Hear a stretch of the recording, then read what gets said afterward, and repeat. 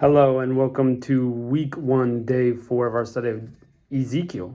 And we are getting into chapter 4 today. And we're excited to look into this. It's taken a while to get into the prophetic message side of this. But we kind of got a great setup.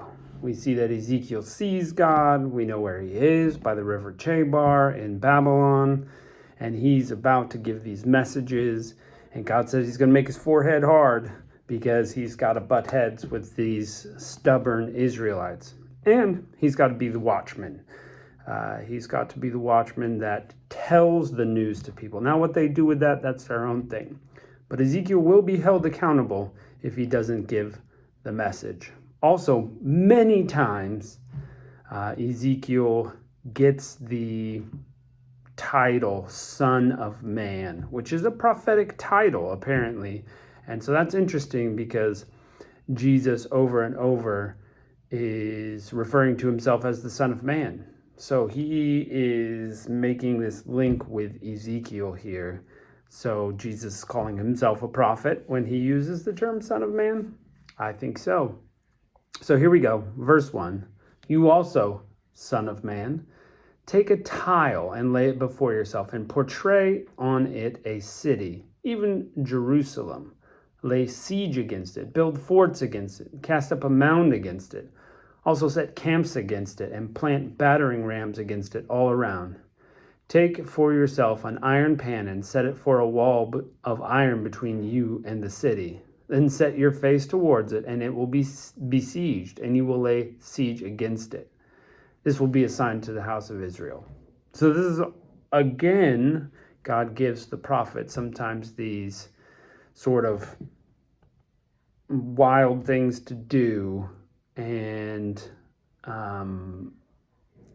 while they're doing these things, it is to teach the people a message, a lesson, something that they need to know. So as he's laying on his side and he's scribbling, maybe he's drawing pictures on this tile, maybe he's, building little stick cities on it. He is giving them a message. Of course, he's doing something strange. The people are going to talk about it. They're going to want to come and look. And he's got to lay on his side and siege the city. Verse 4, moreover, lay on your left side and lay the iniquity of the house of Israel on it.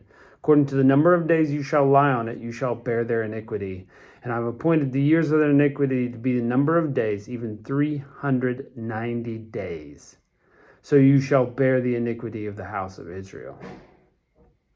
Again, when you have accomplished these, you shall lie on your right side and bear the iniquity of the house of Judah. I have appointed 40 days, each day for a year to you. You shall set your face towards the siege of Jerusalem, with your arm uncovered, and you shall prophesy against it. Behold, I put ropes on you, and you shall not turn yourself from one side to another until you have accomplished the days of your siege.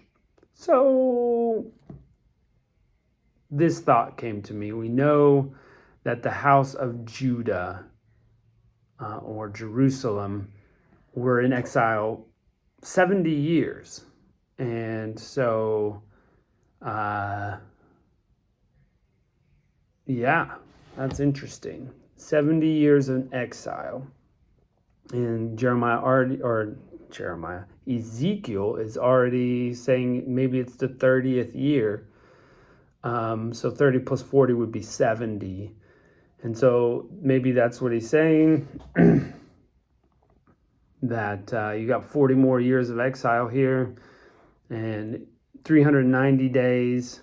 Maybe that will be the total for Israel. Oh, so hard to say with these prophetic numbers exactly what they mean. I don't know. Just that thought came across my head. You can tell me what you think down in the comments. Verse 6, again, when you have accomplished these, you shall lie on your right side and bear the iniquity of Judah. I have appointed 40 days, each day for a year.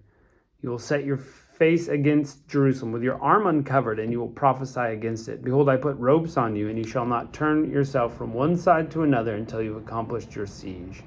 He's got to lay on his side for 40 days in the siege against Jerusalem. Take for yourself also wheat, barley, beans, lentils, millet, and spelt, and put them in one vessel, and make bread according to it. According to the number of days that you will lie on your side, even 390 days you shall eat of it. So he's doing this for over a year around this tile, this siege. According to the number of days you will lie on your side, even 390 days you will eat of it. Your food you shall eat by weight, 20 shekels a day. From time to time you shall eat it. You shall drink water by measure, a sixth part of a hin. From time to time you shall drink. So he's got to measure out his food. He's got to measure out his water. He can eat it as fast or as slow as he wants, but all he gets for the day is that measure of bread and that measure of water. A prophetic message for Israel and Judah. You shall eat as barley cakes, and you shall bake it in their sight with dung that comes out of a man. Yahweh said, even thus will the children of Israel eat their bread unclean among the nations where I will drive them. So he was in Kabar. Maybe he was in Kabar before the exile. It doesn't really say. So maybe that's it, and I don't know. This sounds like we've jumped into prophetic messages. You will be in exile this amount of time.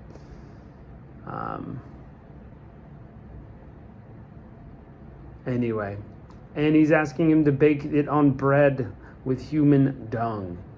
Ew. He's got to collect that, burn it, and bake his bread over it. Then I said, Yahweh, Lord, behold, my soul has not been polluted, for from my youth up until now, I'm not eaten that which dies of itself or is torn by animals. No abominable meat has come into my mouth.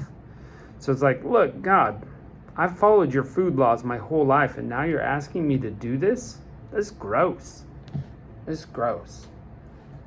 15, then he said, behold, I've given you cow dung for man's dung, and you shall prepare bread on it. So, okay, fine. Human dung's a little gross, but how about cow dung? That, you've got to do that. Moreover, he said to me, Son of man, behold, I will break the staff of bread in Jerusalem, and they will eat bread by weight and with fearfulness. They will drink water by measure and in dismay, and that they may lack bread and water and be dismayed with one another and pine away in their iniquity. It's clear. Things are going to go bad. And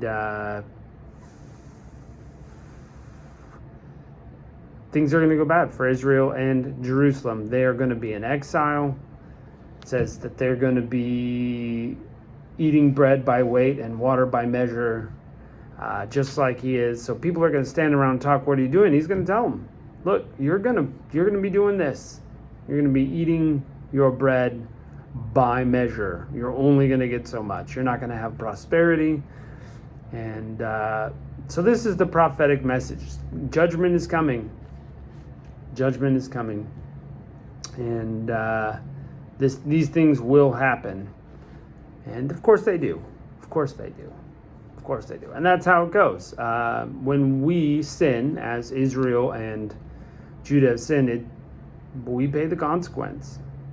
And sometimes we feel like we didn't pay much of a consequence, but we just don't know how things will go in life and what consequences we're paying. We think things are an accident. Oh, these terrible things are happening to me. Are you sure they're not a consequence of your sin?